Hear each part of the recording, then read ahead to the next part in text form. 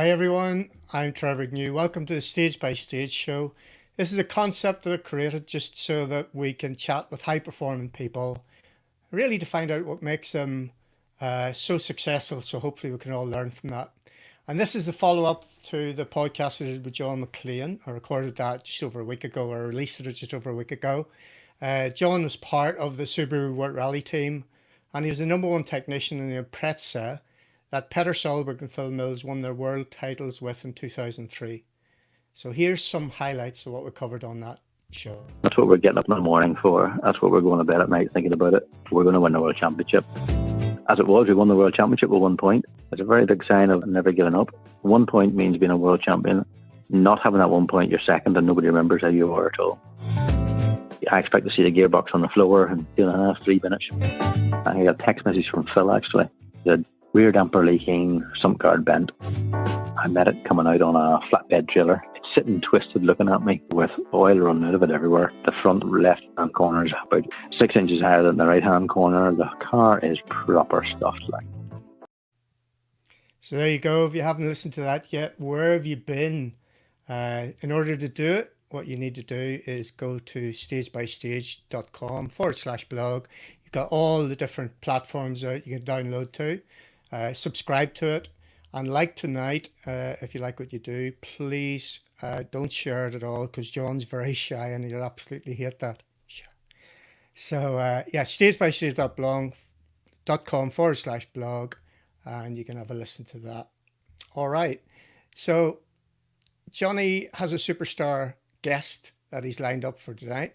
He's Welsh, British and World Rally Champion co-driver Phil Mills, who won the 2003 world title, and that's part of what we're going to be doing a lot of talking about. So we'll get Phil's take on some of the stories that John and I were talking about. If you're watching this live, either on Facebook or on YouTube, in the comments section, please feel free to ask any questions to either John or to Phil or myself. We'll cover off all those questions as we go through it. And any comments, anything that you like, tell us about it. Anything you think we could do better, get those comments in as well. So without further ado, let's get the man himself in. John McLean, how are you? What are you up to? Trevor, how you doing? A lovely Sunday evening. Yeah, nice bright light there. What have you been doing today? A grandchild today. So we had a very lovely barbecue at my number two son's wife. Number two son with his wife and young daughter. So it was a lovely evening actually. So we just had to rush home to see Trevor. Yeah. And I don't have another beer. Did you tell them all you'd be on the telly? No, I did not. You know, I don't say boo. No, I think Julie said he's doing a podcast tonight. He's a bit nervous, indeed. So I had to have my one beer, and that's it. So nothing to be nervous about at all. We'll have plenty of crack. So if you're at home, grab a drink and join in. I've got water. I've got a water bottle with me. Indeed. I've got a glass of water, Trevor, but I might drop a wee bit of monkey shoulder into that later on in the evening. It's not a bad choice. A nice little tipple that. So you got a fantastic guest as well. He's a good mate, so it wasn't too hard to talk into it. And I will say it's very good of him. I thought he'd tell me to take a run and jump, but no, he was dead on, and I appreciate that because he's much more of a superstar than I am.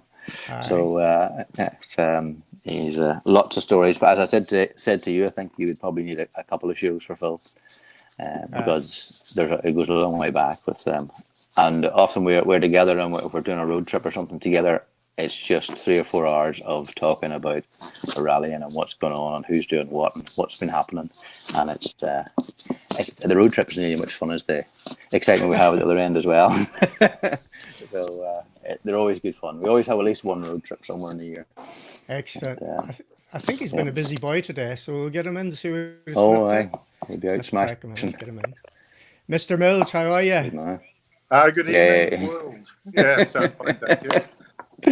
Good man. Welcome from deepest, darkest Wales. If the signal isn't brilliant here, so if it starts to go, I'll have to go and get some more pig manure in the generator or something like that. So we'll bear with it if it starts to fade a bit.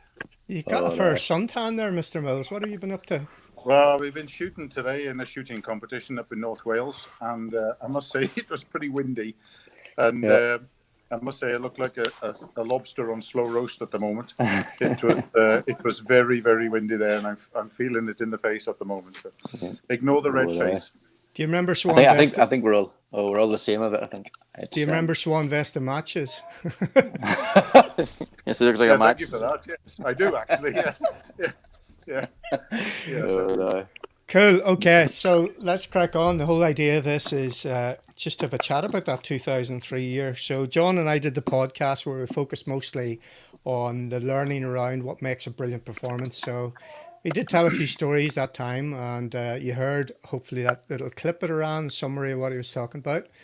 And straight away, the first question is the description of the damage and the shakedown for Corsica, Phil.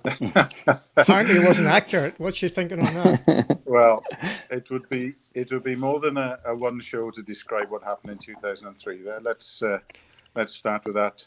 It was quite a roller coaster of a year, really, and the stories would fill a very, very thick book. But Johnny said, "Can you come on for 5 or 10 minutes on Sunday night?" I said, "Yeah, of course I can." But it would take a heck of a lot longer than 5 or 10 minutes to describe. But yeah, I mean, it was full of stories. The whole championship was full of stories, and the Corsica incident is just one of them. You know, we had a fairly sizable off on the shakedown. We went off backwards on some gravel, went down a pretty steep bank, and ended up against a pole. And there was a lot of damage. The roll cage, everything was. We were lucky. Mm-hmm. But they towed it back, and then what's now history? But the boys set about it. We were told to go to bed, which we did, and give us a call at 7 a.m. And I called Johnny about 7, and he said the boys are just polishing the bonnet and getting stuff down here.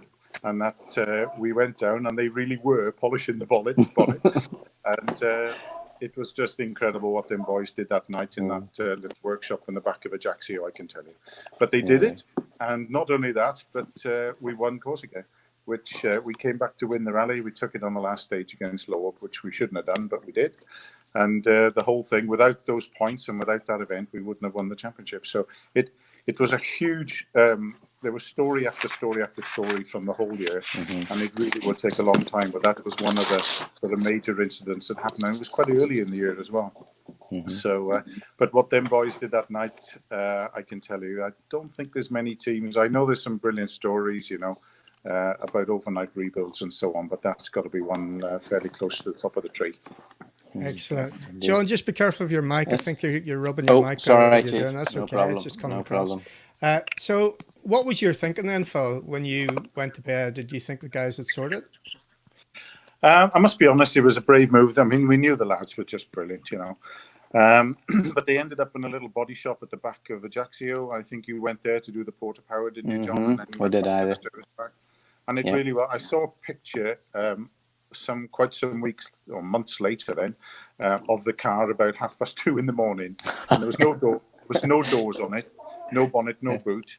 And you can imagine seeing a car like that in that condition sort of 4 hours before we restarted. It looked a pretty sorry state.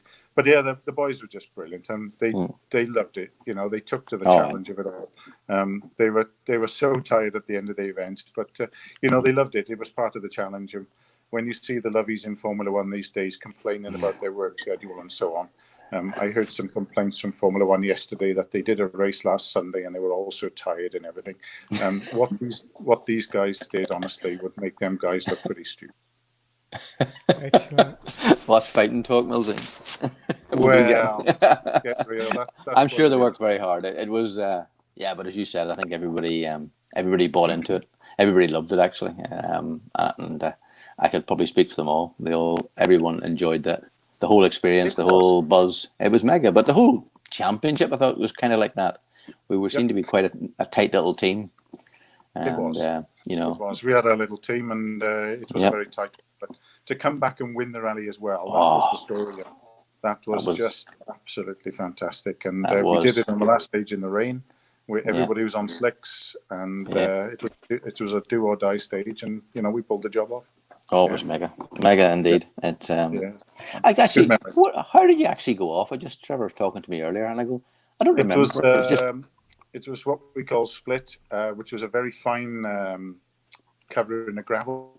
Mm-hmm. Yep. Yeah. Well, Trevor, I'm never going to know. Yeah, go again, Phil. We just lost you briefly there. Just say it again. We heard split. It was what we call split, which is rubbish on the outside of the Magic racing line, which is where all the fine chip-ins and that sort of stuff go. And we just went one tie width onto that, and it just took over.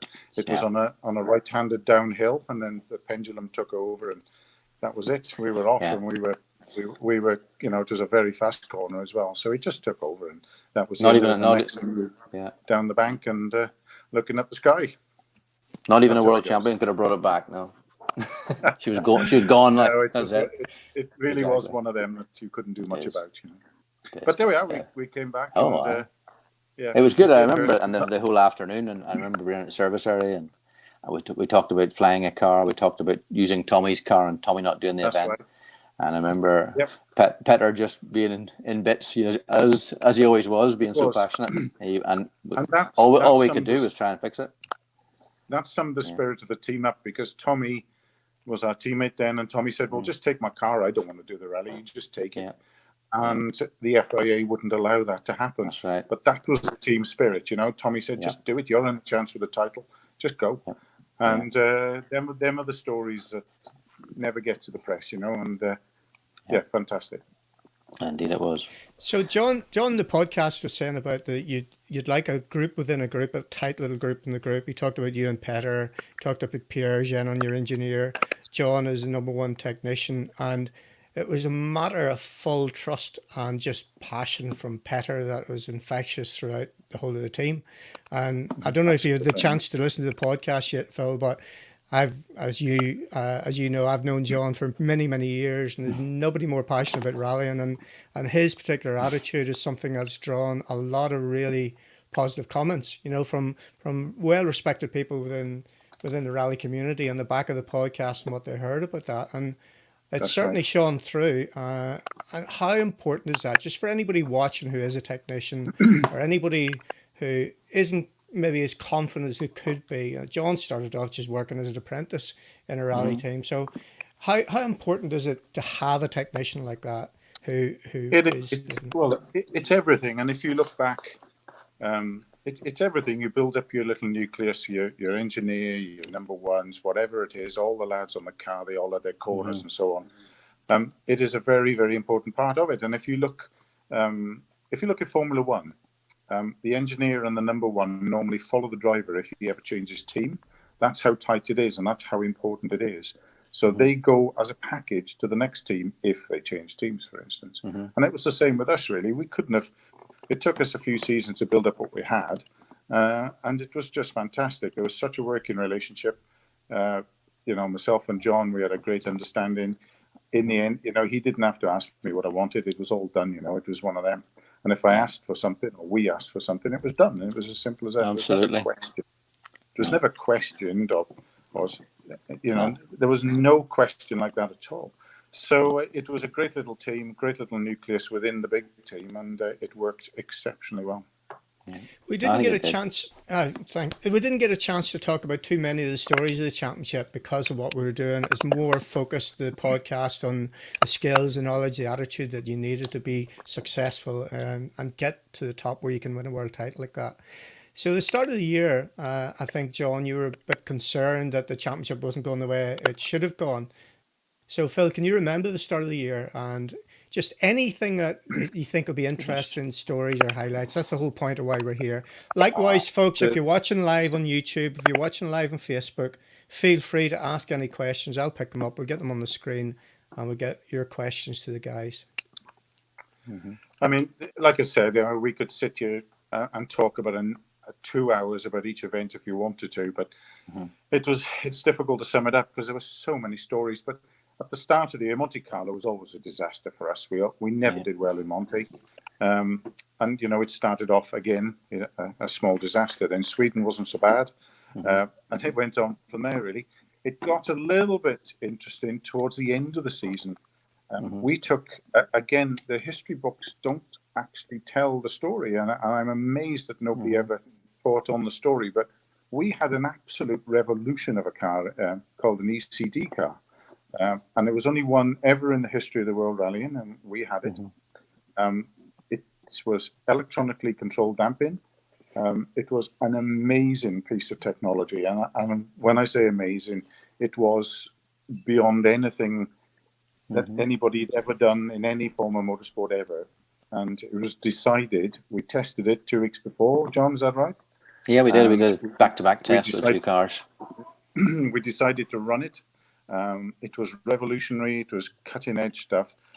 And we actually non-finished the rally for one reason or another, but we didn't finish the rally. We had a technical. I'll be honest, Phil, we came out of fuel, didn't we?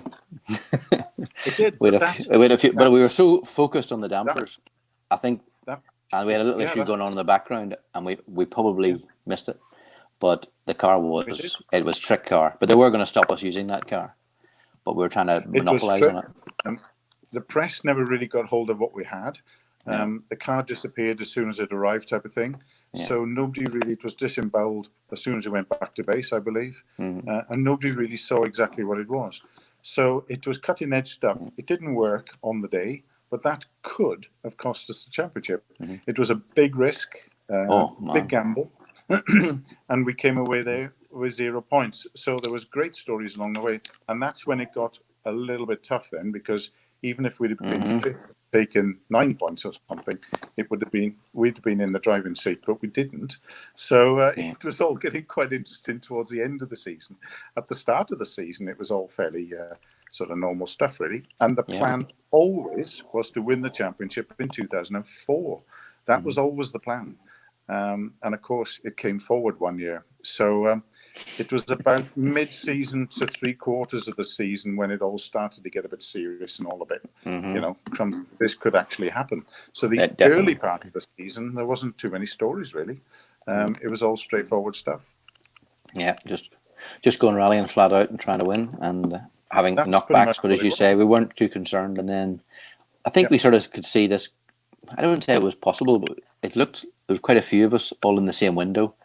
And it suddenly looked, hey, you play your cards right here. This is definitely beyond that. And it became that it was always our goal, I suppose. But it became very much acute that it was our goal. We could win this. And obviously, Mr. Solberg's mad for winning everything. As you you can't slow him up half the time, but I can go faster. I can go faster. So don't go any faster. Just go this pace. But it has to be said, the game changer was Corsica. That was the game changer. Yeah, and, it was. Definitely.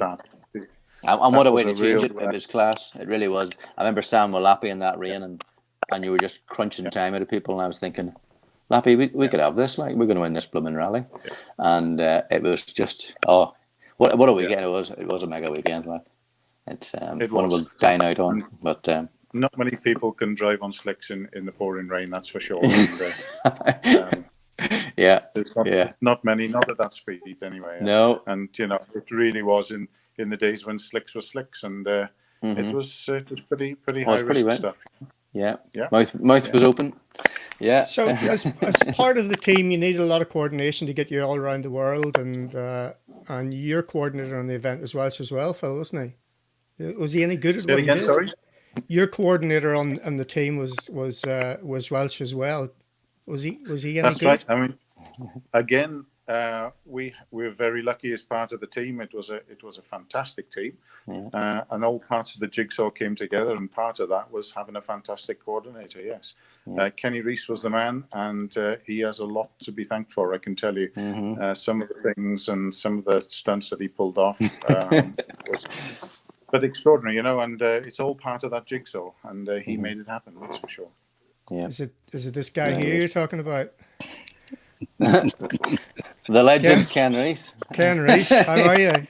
Yeah, I like Phil. Okay, boys. Yeah, I'm here. You're looking very relaxed there. Well, in the background, Phil, is a area you spent a lot of your time. It's the vineyards in the Moselle Valley. You got a lot of history here. I spent a lot of time in hospital there. Well, I was going to get on that, but that's one of the negative points, mate. There's plenty of pluses, you know.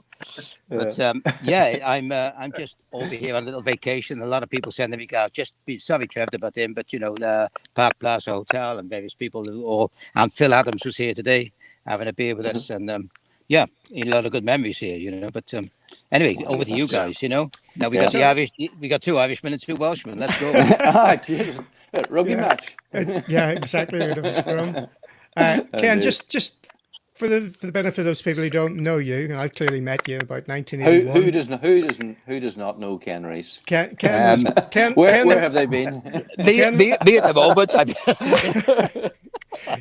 Ken was co-driving on cars, and you had to blow the lights out on him. So just give us a real potted history, a couple of minutes, Ken, if you're starting co-driving and where you ended up. Well, without giving my age away, I was co-driving for a lead in the British Championship when people like Phil Mills were running in the 95s and 100s, and people like Nicky Crisp were non-starters, you know. I was still in school, Ken. Yeah, I know. Yeah, I was just a clubman who made good. I was in the right place at the right time, and in Clubman Rally in '76. In the '80s, I got involved with the likes of Mal Stewart, Dennis Moody, some very quick guys in Wales. Had a phone call in '86 to do the rally or the Lombard with David Galanders, which we were almost successful. We broke down at 8th overall coming to Wales, but take that away. Then they asked me to do the British Championship in '87 with the in the 6R4 with David in a factory car, which was a 300 brake one then, because they were about to ban the supercars, the 480 brake ones.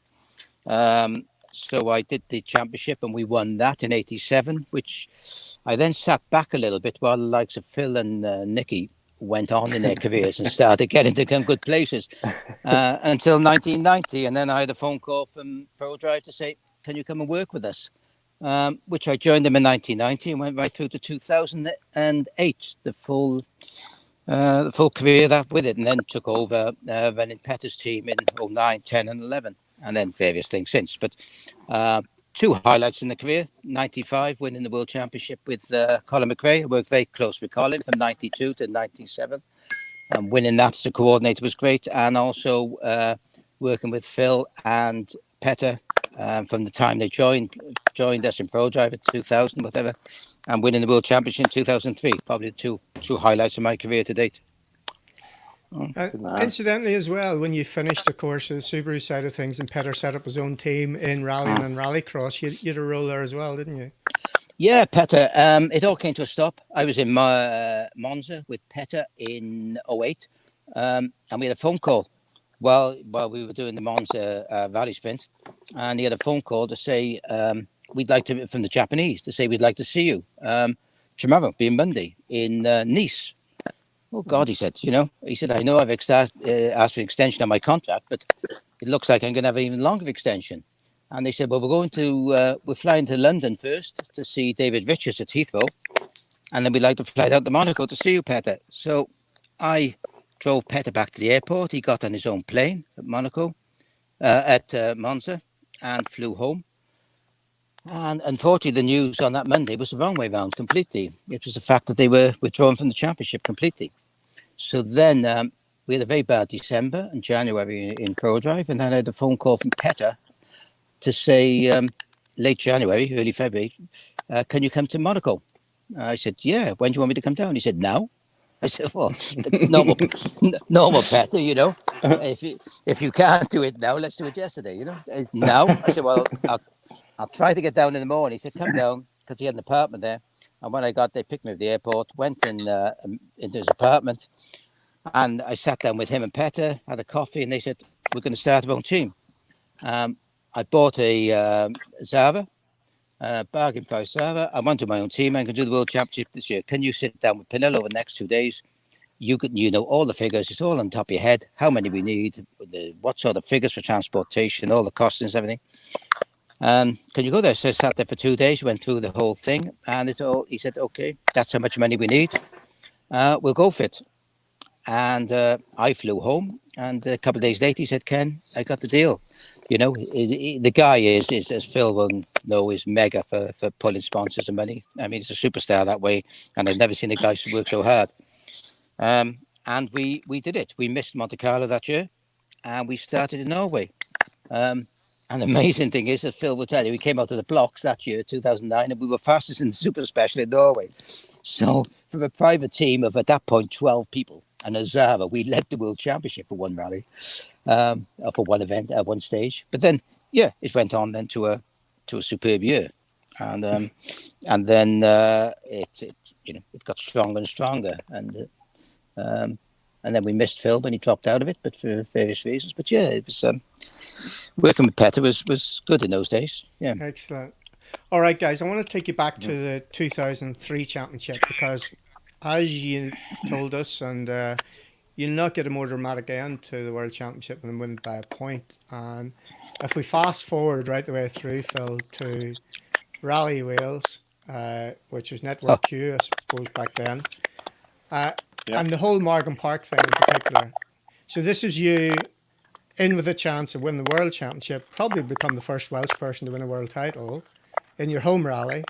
And it was second, okay? And it was in a margin that was almost nothing. So it was going down to the last stage, effectively, in the last rally.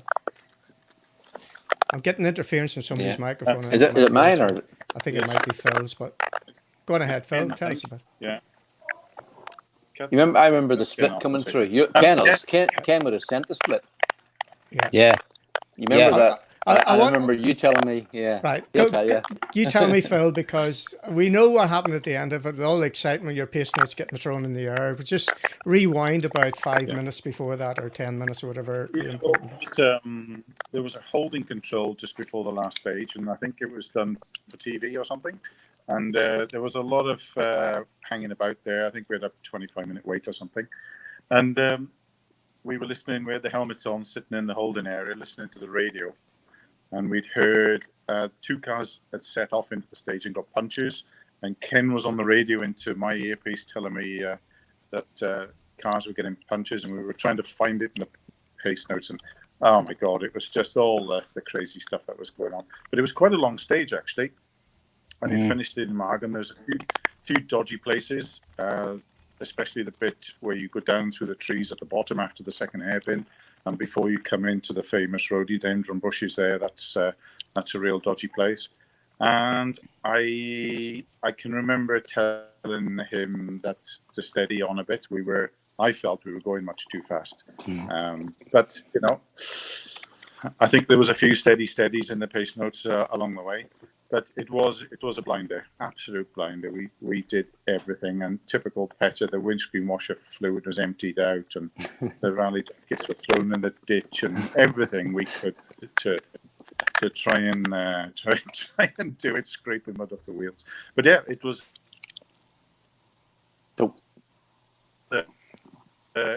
It came down to the last stage. On the last rally. So what else did anybody want? It was the perfect story. But it was a big push, a very big push. There was two places in the stage where we jumped a culvert and jumped a corner, which was pretty risky stuff, but it paid off. So but at the stage start, there was actually a lot of silence in the car. We didn't actually talk much because we both knew what was at stake, really. But when we heard on the radio, Ken was keeping us informed about punches and all this sort of thing. We were just thinking, oh my God, if we have a puncher now, this will be bad news. But we pulled it off, and that's great memory. The scary thing is, Phil, you went into that, and we were watching the splits, and in the first half of the stage, you were going backwards. You were doing, you were +1 on set, +2, +3, +4. I thought, and DR was over my shoulder, and Spiller over my shoulder. And I said, I don't want to send it. I didn't want to send the split shoot because it would demoralize you. You knew you were going backwards. But I sent them. But you reached the top of that hill, and Jesus Christ, from about plus 10 seconds at the top, you thought you'd lost it. And all the way down, I knew what you were on about. That little bit down to the trees where everybody just about went off. Yep. And I thought, hell, you're gonna lose it there. But you were just pulling them back. You pulled them, pulled all the way down. That there must have been a really white knuckle fight. And we couldn't believe the splits coming down the hill. It was. It was the second hairpin down to the park that we made all the time. Yeah. And there's one little double S there, which is a Notter's map, if you can remember back that far. And we jumped that particular culvert and we landed in the next corner. And that's where we made all the time. It was pretty crazy stuff. The amazing thing is, it paid off. Halfway through that stage, you'd lost the rally. You'd lost the championship. You'd lost. And we were all, hell, you won't get that back. I remember you couldn't get that back. Yeah, John, you cannot get that. You sent that split. You cannot get that back against. I think what do you call him? Peter said to Milty, "No way," and you said +4, and he went, "No way." And then, and you've talked about that through the bargain. And honestly, I've read it. A journalist has written what Peter and Phil had talked about. And honestly, hairs in the back of your neck. I was like, most people are going down there fifth, and this geezer just pulled 6th gear and went, "Ain't no flipping way I'm losing this." No. And as you say, every cut, everything, whatever it takes. If ever that last 10 kilometres, win it or bin it, that was it. Yeah, it was, yeah. Win it or bin it. And anybody who knows Margam Park, the bit where you come through the rhododendron bushes. Yeah. I don't think there's any bushes there anymore. There's a dodgy gate post in there as well that I know of from 2001. So yeah. But it was fantastic. But going on from that, everything worked well. But then the next stage started, and that was the Sunday night stage in the hotel and the party. Dear me! If ever there was a celebration of winning the world championship, that's another special stage. I did a 95 one with Colin and Alison and Jimmy and Chester. I did that one, but hell's bells. If I showed you the bill for the Village Hotel in Cardiff for that Sunday night, and the best part was you had Petter and Tommy bidding who was going to pay it. And I said, "I'm the only one who knows how much it's costed. Are you serious, guys? And they said, Tommy said, "No, I'll pay it, Petter. I just won the championship. I'm paying it." I said, "Dear God, the life boys." And all the time, it was just another round for 140 people and more wine. It was just going up. It was just going up by £500 of every hour. It did hurt a bit. And I must say, at the end of it, when I saw the bill, Ken, I didn't feel sorry at all. No. I remember the two of us, Phil, were standing in a bar somewhere. It was getting quite late at night, and we were discussing the strategy that we were putting in place to get you to be an ambassador for Wales and get tourism money going forward into 2004. It seemed quite a sensible conversation at the time, but that's another story. I tell you what, Trevor, just one thing. There's 3 of us and yourself on the screen here. Yeah. There are a lot of people who are probably watching involved. We are just three people out of hundreds that work from everybody, from weather crews, absolutely, from tyre companies, from mechanics, from people in ProDrive, from receptionists to everything. That was a full team effort, and fair to ProDrive and DR and everybody. Love him or hate him, the effort that went into that was we're just 3 people out of a major team. We touched on that earlier, Ken. It was a huge jigsaw puzzle on it, a huge bunch of cogs, and we were just one of them. It was what went on behind the scenes was pretty extraordinary, to be honest. Fair comment, fair to everybody.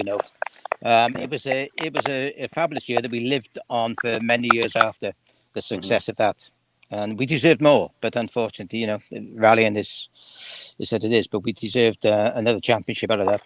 But along came Sebastian Loeb, Exactly. Yeah. Well, there we go. Absolutely. So you did talk earlier on that you were in Trier, and we can see the vineyards behind you. And it's definitely something that I want to bring. We talk about the highs of rally, and we also talk about the lows. Phil, I think it's your mic that we're getting the interference from. I don't know if there's anything you can do with it, but. Do you want me to log out and come back in or something? No. Let's hang fire. It's maybe better now. Right. Okay. We'll go with it anyway. So in Germany the following year, then 2004, that happened. Okay, now. Yeah. So Phil. We don't want to go through that again. That's for sure. No. Yeah, that's a big one. Just talk us through that. That was a big old do. Yeah. I don't really want to talk too much about that. It was just things that happened it's what we do and what we did is high risk, and it's just one of those things. It was just a crazy thing. It was a slippy corner. We were on cold tires. The good old Hinkelsteins, 3 times over, hit each one with a roof each time, and it was just the worst possible scenarios of 20 different things put together. And it's just one of those things. And it's every time you pull that helmet on, there's a massive risk that you accept, and it just went wrong that day. It's as simple as that. But we were, let's just say, again, going back to the prototype boys. I remember writing a letter to the fabrication department when I got back from hospital, and to thank them for saving my life, because had them boys not have welded that car together and put the roll cage in and so on, for us to both basically walk out of that car or be stretched out of it, was extraordinary. I mean, we shouldn't have really. We should have not gone any further that day, ever. So it was just, we were lucky as well. And again, the prototype lads, had they not have made that car the way that they'd made it, we wouldn't have got away with it. So again, a bit of luck. But there we are. That's the business we were in. I remember, I mean, obviously I was on the radio, and we had a protocol within prototype, which everybody does. If there's an accident, you immediately turn to your training you've had for various people to do various jobs. And I remember getting one of the TV guys ringing me to say, Ken, it's bad. Dear me, it's bad. Now, we had a good doctor, John Jones, a very good doctor, who immediately took control of the situation there and was immediately up to the hospital to see Phil, because Phil was taken to the hospital. Phil Petter came out shaken but not stirred, but Phil, unfortunately, was a little bit knocked about a bit. And the scary thing at that time, social media was coming in bigger. And the scary thing with social media is that stories can travel faster than you can imagine. And we were scared about news getting back to UK because you're away. And obviously, stories get exaggerated and always looks worse sometimes than what it is. And I remember making the call to Helen, Phil's wife, to say, look, and this was after I'd spoken to John Jones. John's at the hospital. He said, like, I'm with Phil. Now, listen, he's had a knockabout, but he's okay. He's okay. I said, can you show me? And I made the call to Helen to say, look, whatever you hear, don't believe it. Take it from me. And if please come back to me or here's John's number, because John's with him. Phil is okay. And it's a scary thing, because social media can send shivers up your spine these days until you actually hear the genuine news. And I'm glad I was in the position to make that call to say, just Alan, trust in me, because it is a scary thing for family when something like that happens. I'm fair to Phil. He's a big good guy. Got through it okay. Right. Yeah. It was.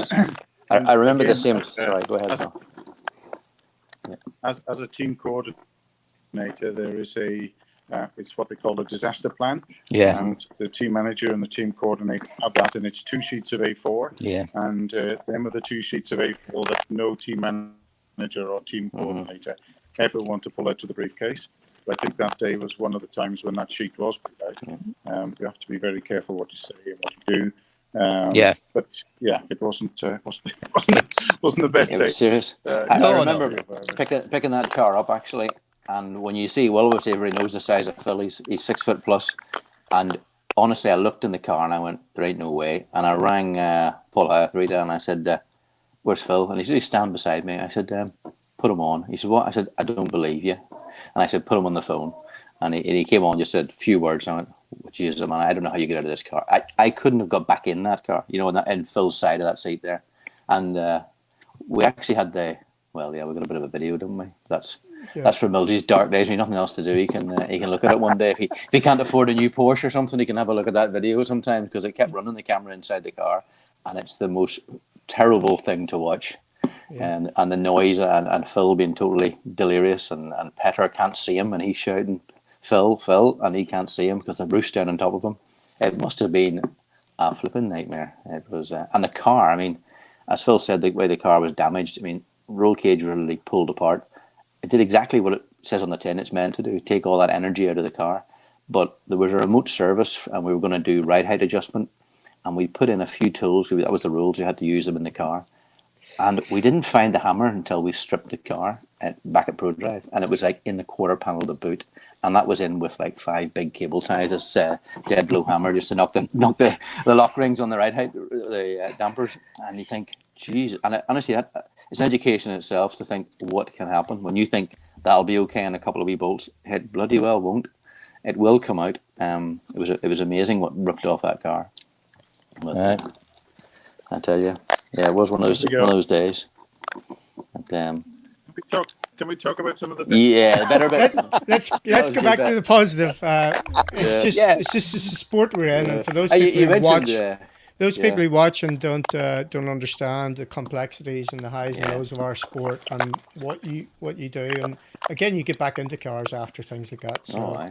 On more of a high then, if we bring it right up to the modern day, Phil, I'm very keen because you're a good friend of Elvin Evans, and just the turnaround in Elvin's form, not the turnaround, it's bad to say, but just the form that he has or had this particular year before COVID kicked in was just incredible. Oh, he's gone. We'll get him later. He can back on. Ken, do you want to take that one up then? Well, with Elvin was having a fantastic season. Let's be fair. He came out of the blocks in Monty, and you know when sometimes you have, to me, you had Colin McVeigh and Subaru were like hand in glove. They just match perfectly. And you also had Sebastian Loeb and Citroen at that era were hand in glove. They just work perfectly. Now Elvin he's been driving with them. He's driven very, very well for many, many years. And he seemed to jump in that car. In Monty, and it was just him. It was suddenly Elvin at 10 tenths. Him and the car, they worked well together, and it was just confidence. There was just something that said, "This is the start of his season. This is his season." And Phil can take up now, but I was just saying, Phil, how Elvin and Toyota seem to fit hand in glove, like Colin and Subaru, like Petter and Subaru, and like Sebastian and Citroen. That was suddenly Elvin he'd been 9 tenths all his time. He had some fantastic events with M Sport, but all of a sudden it just gelled and it came together. And you thought, wow, here we are. Yes, yeah. You know. He's gone in there like a brand new glove. Yeah. And it's just suited him. The car, everything about it. He said he just loves the whole thing. So. He really has found his feet there now, and I think we were just about to see bigger and better things until all this the world's issues kicked in. But he really is on top of the game at the moment, and his fitness levels and everything are just extraordinary. So he is working very, very hard, and the results are coming back. The whole team really, they certainly have raised the bar. Yeah, and not a slouch team. Like you had Harry's boy in there, Robin Perra. The guy is incredible youngster, and he's got so much experience, and he came in that car well. And you got Oshie, and for Elvin, he almost felt like, well, am I making up numbers here? But no, he suddenly came out the blocks as the man to beat, the lead man.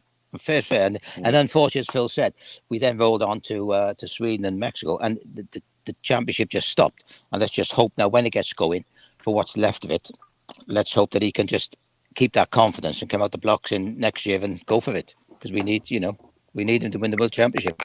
Definitely. Yeah. Phil, I'm just conscious. Go on ahead. Go on, Phil. Your turn. No. He will just take off where he left off on the last rally. There'll be no issues there at all. He's had some fantastic tests in the last couple of weeks, and everything's looking really good. He really is. He's joined the Super League now, all of a sudden, and he is one of the guys to beat now. Not only just one of the guys, but he is one of the guys to beat. His own 2 teammates are seriously hot on his heels as well, and they have a fantastic team. Yeah, incredible. Phil, I'm just conscious of your time, so I'm going to let you go in a second. But before we do that, just tell everybody what you're up to nowadays with Viking Motorsport, which we can see here. Yeah. Well, after retiring, I thought I'd slip into the easy life and set up a team. and drift in the office at 11 o'clock in the morning and drift out again at 3 o'clock. And wrong. So we have a small team. We specialize in historic motorsport. The Group 4 era was the era that influenced me as growing up. And that was the biggest influence on my life. So we set about building Group 4 cars, which is what we do. Although we're now moving into other things, but we basically specialize in Group 4 cars. We compete pretty much anywhere in the world. We got cars running all the way from Norway down to New Zealand. So we've got cars everywhere. Africa, we're quite strong in Africa. We got a base down there, and we work quite hard down there doing historic events. But historic motorsport, that's what sort of turns me on, if you like, and that's what we concentrate on.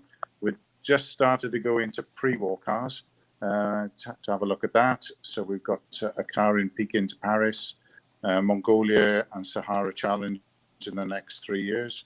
And we're building a 39 Chevrolet, a couple of those we're going to enter in there. So we've gone Group 4, and we've actually gone backwards in time to pre-war cars. So...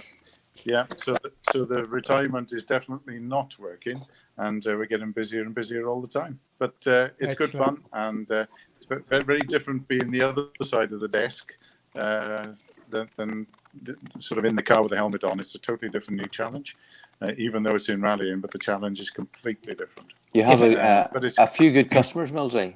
One particular world champion, it probably still gives you a headache. Mr. Solberg and his winning Sweden car. Yeah. When I backed in, if I can, to be fair to Petter, he was one of the first to order a car, and we've won Sweden 3 times with him now in the historic Swedish, and we're just finishing a car for him ready for next February again. So he's been quite a good return business customer, but he's still in the cars. Trevor, having worked with Phil for a few years, he's a bit of a perfectionist.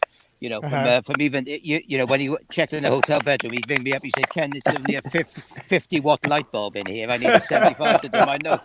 You know, the desk isn't quite big enough. Can you get? I mean, he is a perfectionist, and as long as you keep. But I mean, Phil, that was Robert Reed, not me. That was. No, you're absolutely right, and that was Robert Reed. But you soon picked up on it because, unfortunately, I bent over backwards to please him, and you said, "What are you doing for him? You're not doing for me." But anyway, just going off on that, I've been lucky enough that I've worked on some historic events, and I've been in Africa, not working for Phil, working for a competitor, and Morocco and things, and the standard of the perfection of his cars is incredible, you know, and the people he has working with him. But in all fairness, Phil, you did move on and you carried off where you left Subaru World Rally Team. You carried on exactly on your own business. And first, Fred, it's very good, and that's where your success is, you know, and that's why you got your good name. So, you know, you did promise I'd work for you sometime, but I'm hanging on, you know. I can't afford you, Ken. Before there's a Welsh ride here, Phil, thanks very much for coming on. We thought we'd have you for 10 minutes. It's 3/4 of an hour later. Go and enjoy the rest of your day. Cheers, Phil. Cheers, Phil. Thanks for coming. Good man. Cheers, That's Phil. great, and thanks for having me on, guys. And we'll come back and do some more sometime when I get a bit more time. Yeah, thanks, Phil. Yeah. Look forward to it. Cheers, mate. Cheers. Bye. See you later. Then there were 3. John McLean. Hey ho, Kenny. I have a question for you, Mr. McLean. Oh, good. From John Armstrong. 2018 eSports World Rally Champion, of course. How important do you think it is for a driver to understand setup, and what driver was the best that you've worked with in that area? My goodness. On the spot. Yeah, it is on the spot. Yes, I do think it's important. You get the odd character, no names, no pack drill. I did have one driver who didn't really, he was very, very quick, but he wasn't nearly as good as some of the guys. We could set the car up for him, really, but he could steer it and win everything, and he did win lots and lots of stuff, and he learned from that. But yeah, people like Petter, obviously obsessed. I mean, and it keeps you on your toes. He knows it inside out. We had a super engineer. Pierre would be superb because Petter would get so involved in it and so caught up in it. And he'd be biting his nails and thinking we needed to change this roll bar and change that, and we could do this. And PG would just, as we call Pierre, PG would just go, why? And then he would say this, and Pierre would say, no, we tried that 17 bar, that doesn't work. So I always just say, I think it was Charles Hodge took over from Pierre, actually, and Pierre was like senior engineer. And I told Charles, I said, always just question them sometimes, just question them, because sometimes people can get carried away and people want to agree with people, and sometimes you have to almost disagree.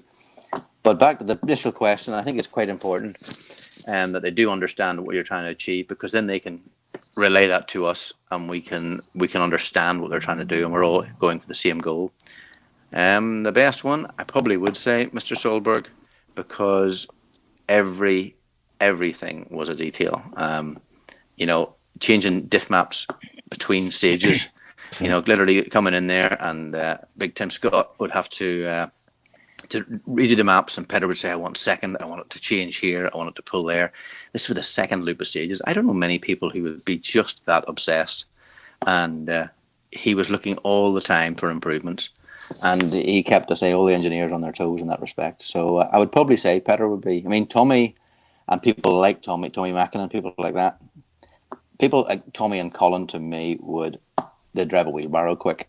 They don't matter if it's pulling to the left, pulling to the right. They just drive it. They just seem to sort it out, and they can drive anything. There's a few drivers who are much fussier, but Tommy definitely pretty much lassie lappy would set a lot of the car up for him. Tommy would do a little bit at the end, and then that was a Mitsubishi, and then Tommy just go and win. And he was a bit exceptional too. But there's a few guys who float through and just steer cars and get a general understanding. Some people get too obsessed with it, and you're working with a Group N car and you're trying to make a Group N car better. It isn't a world car, and you're limited to what that little center diff can do. It can't make the car that better. It can help and assist you, but it's not like a world car. But Johnny told you like everybody else were frustrated because every in car of Petter, if you look at him, his right hand is changing the settings. He would never.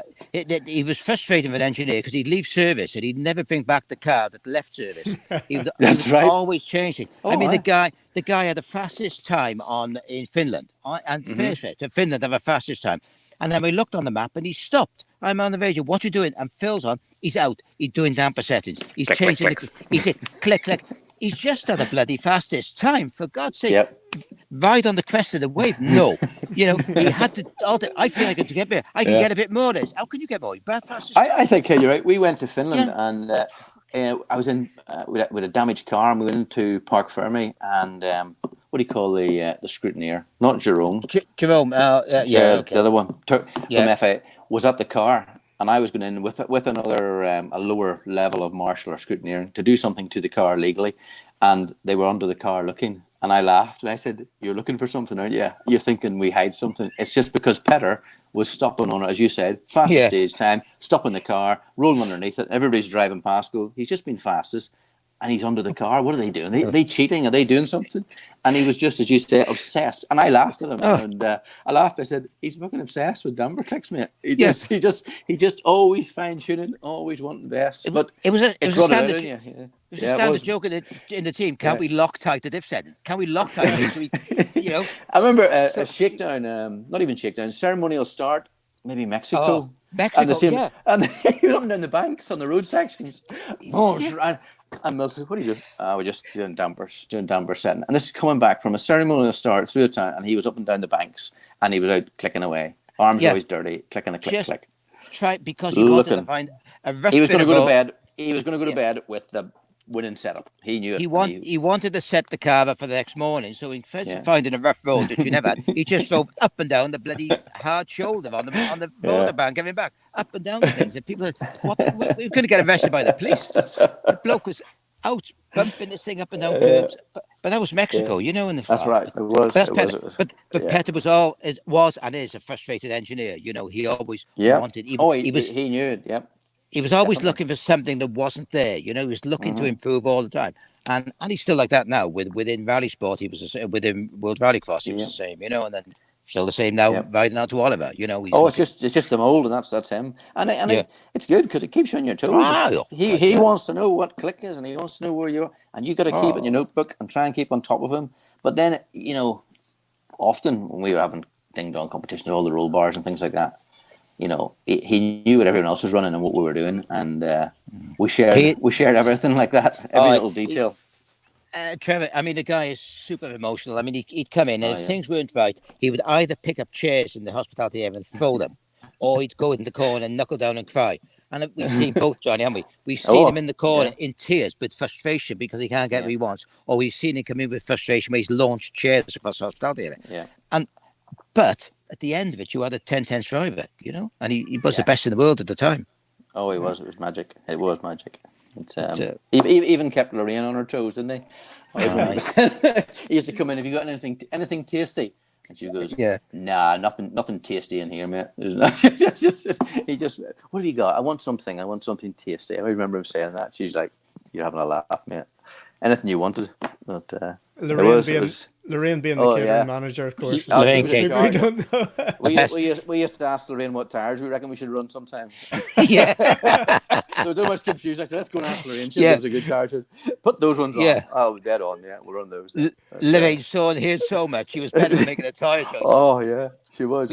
We have some great weather guys. And just give one mention now, Mark Davis, who's watching tonight, I know. Yeah. Weather Mark and Cardi, but Weather Mark known throughout the world, wherever you go, even over here in Germany, talking to Phil Allen this afternoon. How's Weather Mark like, Exactly. And people like that who, again, what we were saying was all part of the crew. And these people make big calls. They've gone out at 3 o'clock in the morning, sitting there for hours, taking temperature checks and everything. And sometimes when you got a minute to go in service, and the call was, call him. What is it? What is it? What's your call? I have been that person. That's right. Monte Carlo that year. With Mark, that's true, right? Yeah. You know him. Yeah, he's good in the day, and he's good in the bar as well. He's good in the bar. But, got another question, Mr. McLean. Goodness. This is from Patrick Keenan. So, in test and development, do you ever sit in with Petter to get feedback or feel firsthand? We had a full test team, so I didn't often go, but I went when Millsy talks about that ECD car. I went there because basically I was doing 14 rounds of the championship, or maybe it was 14, Ken? I can't remember. Maybe more. Yeah. So you're doing them all, and then have to go away for another weekend testing. So I did go on that ECD test, and we ran back to back. And but it's that car actually was trick. The car just sat there, and the suspension just moved underneath you, and it was very impressive. And it was quite a bit quicker than the other car. But other issues, and we weren't allowed to run it. But I've sat in him a handful of times, but probably not. No, I wouldn't be giving him any information. I'm just listening to him and what he's doing. But I think being in the test team actually probably get you more chance. And then health and safety started to come in, I think, a little while later. And you can't do like we used to do in the old days, like getting the mechanics to run up the road, which is the best thing in the world because you suddenly realise what's going on in that car. But no, I didn't do that much running with Petter, if I'm honest. I did a few times. We did the drive day at Pro Drive where we took every employee. We had Tommy and Petter, and we had all these coaches lined up, and we took everyone to Enstone, and they got suited and booted in 5.5s, and they jumped in either or car, and Petter or Tommy would give them 2 runs around Enstone. And they were mega runs, like proper Yahoo fun runs. Petter's party trick was a 360 spin in the middle of about 70 mile an hour. He just spun it. And people were getting out like they were on drugs. It was cool. And I did actually jump in there. And he didn't know it was me. And I just looked at him and I said, okay, I hear you're quite good at this. Let's see what you can do. So we had a bit of a giggle. But he did the 360 spin as well, which is very impressive when you're cogging about 70 and he just flicks her right around 360 and then comes on back on it. But I was lucky. I sat in three occasions. I sat in with Colin McRae in Sweden on a tire test. We were running about a 4-kilometer circuit, and Pirelli were trying out the new snow tires, and we put these new studs in, and we had to keep going continually until the studs came out, and we'd probably done 25, 30 kilometers. There was ping, ping, ping, and all these noises. What's that noise, Colin? He said, "Oh, the studs coming out. No problem, wee man." So we kept going around, and on the next lap, we coming down the street into a sort of a 5 or 4 right, and all of a sudden he's fighting with the wheel. He said, "Hang on, wee man!" Over the bank we went and upside down. He said, what's the kilometres? He said 38, 38, Colin. He said, tell Pirelli about 37 kilometres is the maximum then, you know. and then a couple of years later, I sat with Juha. Juha came up to Monte Carlo shakedown, and Juha Repo, the co-driver, being quite ill at a cold. So I was up there very early, obviously coordinating the whole thing. Comes to shakedown, and Juha jumped out of it, the minibus brought him up, and he had a set of ovals in his hand, and he came to me. He said, "Ken." I said, "Yes, you are." He said, "Today you are Juha Repo." He said, "You're sitting in with me on the Monty Shakedown." So that was a fantastic experience as well. That was really, really good. Especially when we pulled up on the start line and people are putting photos in they're opening the car and they're handing photos in. Please sign this, please sign this. And I looked at Kankin and I said, "What do I do?" He said, "Just sign Juha Repo." So sign these photos. And then the last one was with Petter in 2011. I sat in Owen Poyer. I did 25k of Owen Poyer. 12 and a half down and 12 and a half back in the DS3, and that was probably an eye opener of the technology of at that point, the modern car, you know. Owen Poyer, and he knew it because Chris had sat in all day, and then Chris said, "Get in, Ken." I said, "No, I don't need it." Petter said, "Get in, Ken. You need to know about this," and that was a fabulous, you know, ride in my life. Yeah, you know. Sorry, Trevor. You said Patsy Kenton. There was it. Patsy Keenan. That's wee Patsy, if I'm right. It's with Martin Riley Motors way back with John Lyons. I know Patsy. John Lyons. Wee Patsy. I know Patsy. Hi, Patsy. He was a bit of Mr. Fix-It. He just, "Patsy, we need one of these. Patsy, need one of these," and he just disappeared with John Lyons and the Lancia. With a group end. I just went and I was talking. I went, "That must be wee Patsy, yeah," because he does a bit of rallying himself now. Still, I see living in America, I think, and he comes back to Ireland and does some bents. But yes, another character you met along the way, and nicer guy you couldn't meet. Well, everyone is, because we're all in it for the same thing, I think. So many characters. Ken, you spent a bit of time doing gravel notes or safety crew for Colin McRae, then there must be some stories there as well. Yeah. Not many you can tell. Are we past that deadline? There were many. I mean, I was very lucky. I sat in mostly with Jimmy. I probably did, 14 times 6. I probably did something like about 80 or 90 events doing notes for Colin. Most with Jimmy, some with Alistair, some actually, Richard Burns did a couple of notes for him at some point, and a couple of other guys. But stories, well, there were plenty, but I think one of the best ones, I mean, we're in Argentina, and I'm doing notes for Colin, and I'm doing it with Alistair at that time. Now, Colin retired. He retired about 6 o'clock in the afternoon, and then, of course, once Colin retired in Argentina, he was party on. And the other, we had 3 cars there. The other one was Richard, and the other one was Piero Leati with Fabrizia. Now, being a bit of a low budget, their entry, they had no notes. So they never had a travel note crew. They were just sort of a backup crew getting used to the car. So Colin knocks it about 9 o'clock at night, and me and Alice were sharing it. We said, "Come on, boys, we're going out." Oh, God alive, you know, here we go. Argentina. So we went out, and we had a fairly quiet evening. We got in about 4 o'clock in the morning, in heck of a state. And we hit the pillow at 5 o'clock. And then the door knocked, and it was Fabrizia screaming, "Open the door!" And we went, Alice, a bit of a state. She said, "I've copied the notes, and I was talking to David, that was DR, and he said, yes, you can do the notes for us today. So there they are, and we're leaving in 10 minutes. Like it. And the state on Alistair, you know, I know I was bad enough, but I just had to read the damn things. Alistair had to drive the car. You know, and we went out that day, and that was just horrendous. You know, just setting off in the morning. But that's just one of any. But Colin, the perfectionist that he was, you know, I think we were in China. No, we were somewhere. One of the jobs, and it was a downhill hairpin left, and 200 meters, and there was a washaway, and the water had washed the bank away, and he'd done it on the recce, and he said, and he'd made a note, "Oh, stop. Down the dip, up and go."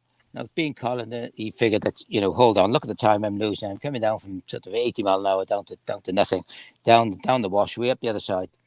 So they never had the chance to do another recce. So he's going down the road, and he came on and he met us tonight. He said to Jimmy, look, Jimmy, he said, I think that's doable. I think if you come out the hairpin and go left, if you actually keep it flat, it's doable. And at that point, our recce cars were just as quick as rally cars, just about. There was it was no limiters or anything in those days. So he said, I think if you go down there and actually keep it flat and jump it and let me know, because I think I can gain about 15 seconds there. He said, well, everywhere else is slow it down. But he said, it's doable. So then, oh, God, okay. So we come down this hill. I said, we're coming to it, Jimmy, down hairpin left. Okay, 200 flat. Keep it flat. Here we go. And we're going up, and suddenly, whack, bang, on went the brakes, and Jimmy's, oh, no, down the gate, bang, bang, down the washway, up the other side. No way. He said, no way is that on. So back down to Colin. Jimmy, I said, you better tell him. No way, Colin. No, that's not on. He said, we got up as quick as we can. We don't think it's on. So anyway, the stage came, down it came, typical Colin, fastest time, got to the end. He said, hey, tell my man to get a set of balls. He said, it's on. He said, it's on. I did it. Tell the old man to get a set of balls. I don't know. Christ alive, Jimmy. And that was Colin. He didn't think I word. He just went for it, And he was win it or bin it, and he did it. But as a driver, perfection. Him and Derek Ring, in all fairness, the years I did with Derek, which was 93, 4, 5. And then in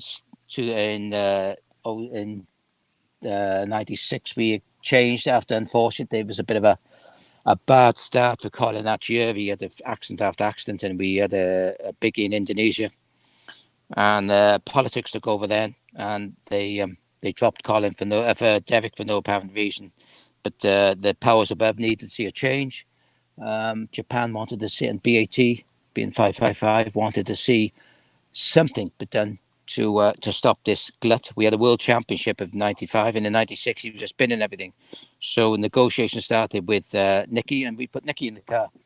And knowing Nicky as I did, we worked very well, and the thing went upwards from then. And I don't think it was any fault of Derek. I think it was just a change of co-driver in the scene, and that was that. But that year we went to San Remo, and in those days it was prize money, and it was about 6,000 euros in equivalent now. And the part of the deal was the driver had 50% of the money, and the company had the other 50%. And it was my job to go after the event to pick up the money, and it was always in cash. So we organised a party down on the front, which we always had when we'd won the event, and we had a party was going on. So I had to go to the office, rally organisers, and I picked up the 6,000 euros equivalent of, and I split it then 50%. There you are. That goes in my briefcase. That's going back to the company. And I walked down, and I walked up to Colin, and I'm standing there, and Colin said, what you doing? I said, well, you got 3,000 here, your prize money. And I figure it's like in Nicky, and get on well with Nicky. I said, there's 1,500 and Nicky and 1,500 you. And he snatched a lot out of my hand, and he stuck it on the table, and he said to all the team, he said, have a good night, boys. It's on us. and the look on Nicky's face, shit, where's my money got? Being a bit of a Welshman, and that was typical Colin. He just grabbed all the money, he's put it on the table, he said, go on, boys, just enjoy yourselves. And he got up and walked away. I thought, spot on. And that was Colin, Was that crash in Indonesia? You talked about the biggie in Indonesia. Was that the one where he tried to fire it up, and Derek said, I think you'll find it's too close to the ground? It wasn't the wheel lift. I remember that story. I was there with customers. It was off the start line, the stage. He went down the line, and but it was a wet event. In Indonesia, mud is horrendous. You might as well drive on ice. But was that not the intercom breaking? That cliggy mud that had just got in the treads, blocked it. Yeah. Was that not you leading in the intercom field? Something's happened. But that was just at that point. BAT or Japan took no excuses. Hold on, we're paying this guy a lot of money. He's world champion. We're getting nowhere here, and then changes are made. But that's politics of sport, unfortunately. Ken, I want you to talk to us about you talked about 14 rounds in 2003, just the logistics involved as a coordinator and some of the challenges that people might be interested in around that side of things? Well, when I started, at the point of me starting with Pro Drivers Coordinator, at that point is when something like the Monte Carlo route came out. You got it in about November, and you immediately got on the plane, went down, and you found your 35, 45, 50 service points. You know, you got a hire car and you didn't come back until you actually got permission off everybody to service at these points. And that's when we had sort of 15, 20 service vehicles, etc. So everybody leapfrogged around, and you went everywhere, and you made diagrams. You got permission. You had to have signed permission off the garage forecourt or the farmer's field or something. And you had to get out there and on all those sort of events. But then that changed pretty quickly and went to not centralized service, but went to more daily moving on service points. But the logistics of it all was quite horrendous in many ways. We had some good people. We had Sandra in our office who did all the flights and hotels upon the information I gave her. We had Jock Keith Murray who did the shipping, and he looked after all the trucks and the servicing and the getting around the world of the trucks. But we were moving somewhere like Africa. We were moving 80 people to events, and we were going out way in advance. And in some points, we did one of the years, 97, we did Sweden 1 year. And at that point, it was minus 25, minus 30, and we flew immediately to Africa. And we were going from minus 25 to plus 45 in temperatures. The boys were getting on the plane and not coming back. We were flying straight from one event to the other. And we had people already in Africa that the kit had gone out for, and they'd been there weeks before. And you're walking straight into their testing schedules and helicopters for testing and various things. That the logistics of the size of the events is, I don't say budgets weren't an issue, but budgets seemed to be much better then, that you could do what you wanted to do within certain constraints of things. And when you look at the size, what we were in Africa, we were sending 70, 80 people. We were hiring half a dozen helicopters. We were testing for weeks. And then coming back straight back to European events, and Africa cars had to be built completely different to anything else. They were much stronger shells, and they were a completely one-off car. And then you came back to European spec cars, and these sort of things showed up. What was it last year? When the first time I went to Turkey, you build a modern rally car, it can't stand a hard event. So in those days, we were building special cars for certain events. But logistics-wise, to move at least 60 people, probably sometimes 80 around the world, and the vehicles. To me, my main point I always have, you find a good local person, somebody you can trust, and somebody you contact in advance. You look after them, and when you leave a hotel, my always thing, you shake hands with the hotel. You said, we want to come back next year. This is what we want, and various things. And you made friends with people, because your contacts and your people and thing around the world, your main points. And as you left one venue, you knew that it was there the following year. You knew you had the workshop, because you looked after the guys in the workshop, whether it's not financially, whether you looked after them for passes, whether you gave them drivers' signatures, whether you said to Petter or Richard or Juha or Carlos or Didier or whoever, all the people I've worked with, you said, can you do me a favor? Can you just come and have a photo taken with this guy? And that just opened so many doors for me that it made it so much easier. To go back the following year and say, these people, can I use your workshop? Yes, certainly. There's a picture on the wall that you let us take last year. So there's lots of things. And looking after the boys. We had a great team of boys.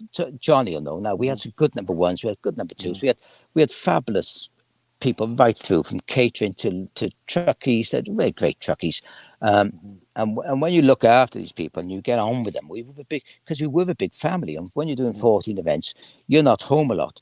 And you're living together. And if somebody wanted a favor on an event, hey, Ken, I need a room, I need this, or my wife's coming out, and you look after, you do it, because when you want a favor back, you get it. And that's the way I always work. And I like to gel with the team, although sometimes you had to put pressure on to say, look, I need this done, but no buts. I did you a favor a little while ago. Come on now, and we worked well, and the whole thing. Yeah. Gelled very well. And we always, should we be successful on the Sunday night, we looked after the boys. We always looked after them, So So that's you can go on and on all along. But I lived through the great era from 1990 to 2012. I mean, I did the 300 events, whatever, and worked with some great people, you know. So any co-drivers out there, Ken, who fancy their chances of becoming a coordinator, at least part-time, and what advice would you give them? The whole point of Stage by Stage really is to give people a little bit more confidence to have a go at things. And if you are a co-driver or somebody that's interested in that side of things, what advice would you give them?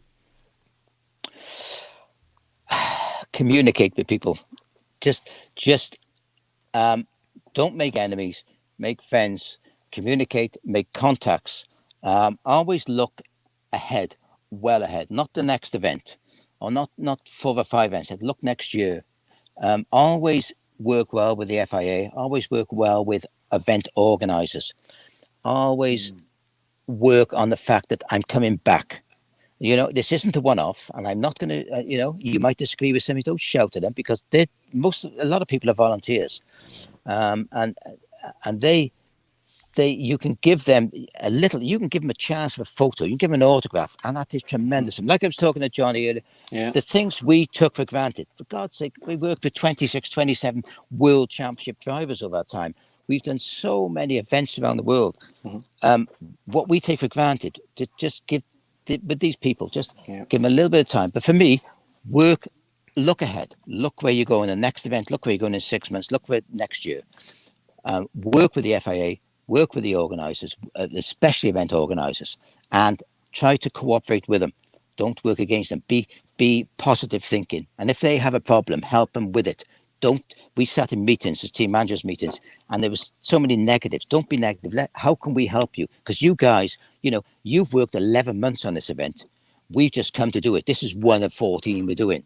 You worked 11 months, and, when we woke up on the event Monday morning after, we just went on to the next event. These guys just felt, wow, this is 9 months work we've done and just finished. We've got to start again. So, always send thank you letters to people. So from somebody coming into it now, do your homework, know your regulations, work with organisers, always try to help. Always, you never know better. You never know better than them. You always go with them. It's quite interesting. It's the same in anything I do. I do a lot of work now with businesses, working with within the automotive sector, right up to centre principal level, and so having empathy, putting yourself in the other person's shoes. What would great look like for them? It's just having an understanding of what motivates people, and just learning a bit about the person as opposed to the job role, I think. It's like Johnny was one of our best number ones, in all fairness. Not bullying him. We had some great numbers, Johnny, Mark, but various people. But when you go to scrutineer, you don't argue with the scrutineers. If he wants to have a little go at you, it's right. But if he wants to have a little, this isn't quite right. Yeah, okay, we'll do that. No problem. You know best. Because the moment you fall out with him, the next event is a lot more difficult. They are your best mates, and you make sure. And you've only got to pull another pull on the tie wrap and it's sorted. But you don't fall out. And okay, hey, thanks for that advice. Yeah, I take that on board. Well, and then you go away and the next time you go to him, I know that guy's good. You go through. It's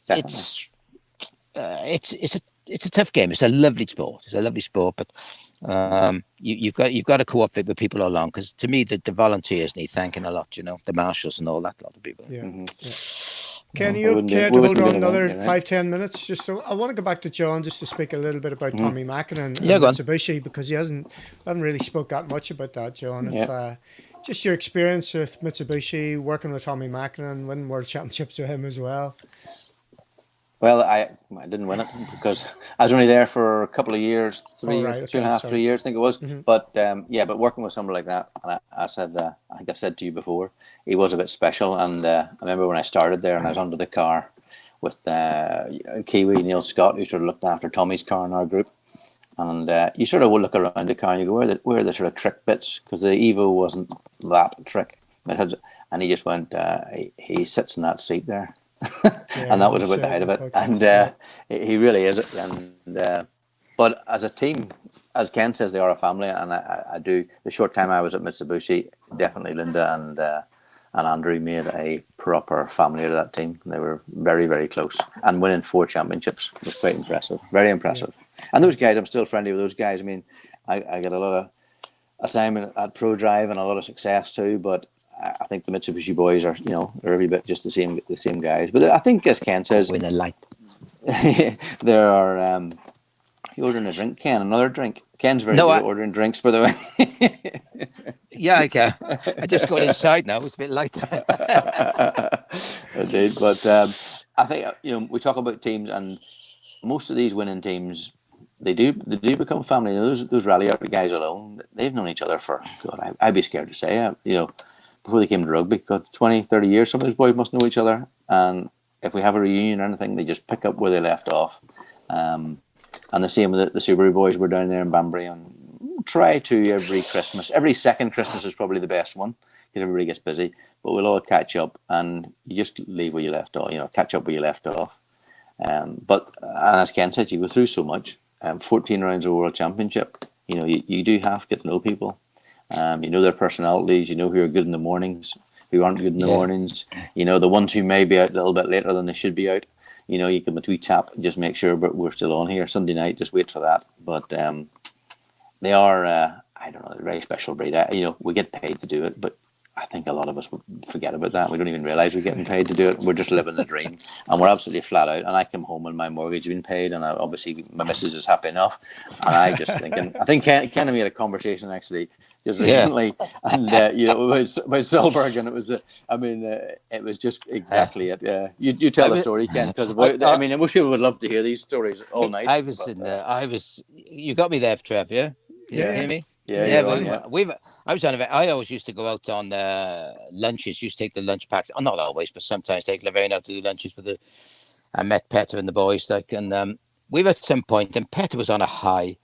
He loved the recce. He loved the car. Everything was going well. It was about in 2007, and bear in mind, in 2003, he won the World Championship with very little financial money because I never thought he'd win it. 2004, his fees went over trebled.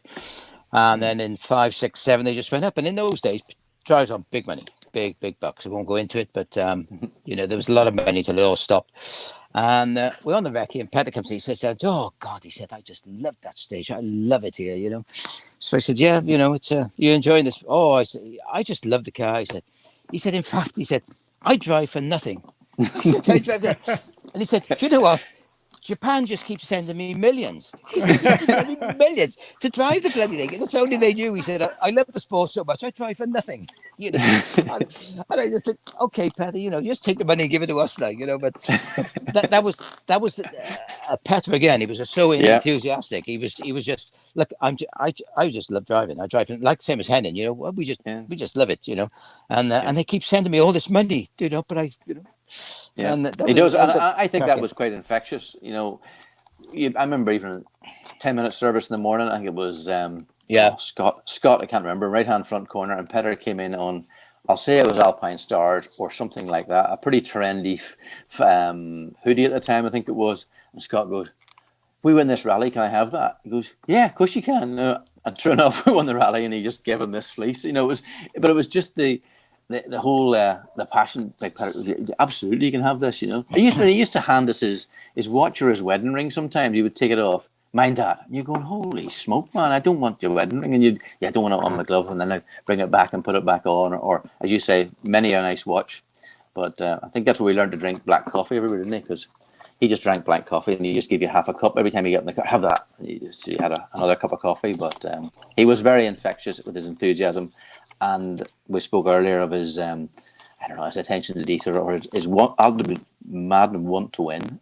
And that inflicted all the way through the team. It really did. Everybody, even if you complained about it, you'd loved it because he pushed everyone to the limit. You didn't want to be the weak link. It was mega, really, and I saw a comment there come up, "Trevor, we're having too much fun." We literally did, and Jane, we definitely did. We did live the dream, and maybe now, like old boys, we sit here talking about it, and people think, was that like a real job? And it was a real job, but it was the best job. If that's what floats your boat, it was the best job in the world. I imagine if you look after winning racehorses, and that's because you love horses, it's the same thing. You're getting paid to do it. And we literally were. And even in the bad times, you know, when you're getting pizza or something, Ken, for us, and we're trying to get something fixed at, I don't know, midnight, and we're going to go to bed and get back up at 5 o'clock. And, you know, we still laughed. We always had a giggle and a smile. And we usually stole a sneaky beer from the hospitality fridge. We had a key for that. And we could get the fridge open and we could get beers out from the back of it. And then sneak a few beers out sometimes and then put them all forward. Corona sponsorship, that was it. Do you remember, Johnny? You remember Johnny in Thailand when I went out? So ProDrive set up a base in Thailand. And, they asked me to go and do some co-driver training. Yeah. Alistair was doing the rally. And I got asked to co-drive Alistair and Chris Patterson. And who was I think was it David Higgins would be driving another car, was he? Can't remember. That was the year before. Year before, yeah. So I co-drove one of the local lads in a Group N in Pretza. But do you remember we came back from the workshop one day and we were staying on a golf course? Lovely country club. Country club, yeah. We'll go for a ride. So I thought we'll go down to the golf course and we'll get a buggy. Yeah. So we'll just pick a buggy.